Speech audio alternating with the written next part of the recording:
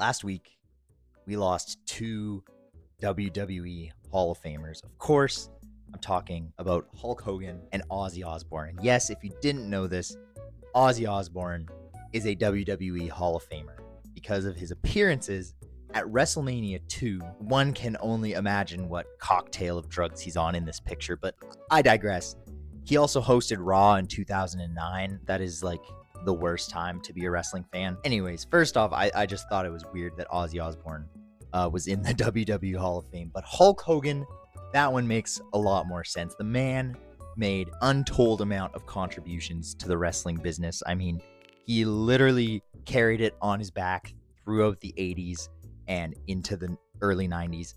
I mean, this guy was unstoppable. Of course, Terrible Terry has his naysayers, people who have some strong words to say about him, I guess. That really got me thinking. I mean, a couple of months ago, like 6 or 7 months ago, Hulk Hogan made an appearance on Raw.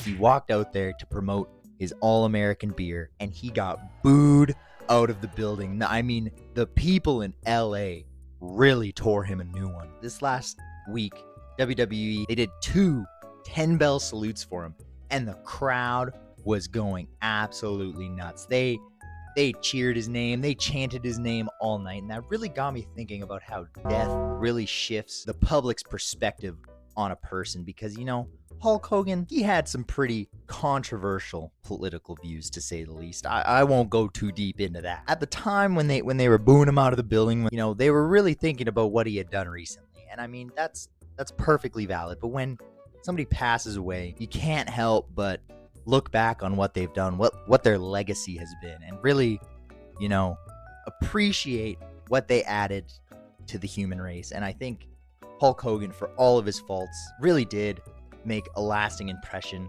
on not just Americans, but the world as a whole, with his style of entertainment. I mean, there's a lot that can be said about that too, but you really can't deny how big Hulkamania was in the 1980s and how big Hollywood Hulk Hogan was in the 90s and 2000s. It really is impressive. For all the slack that Terry Bollea gets, Hulk Hogan really was one of a kind.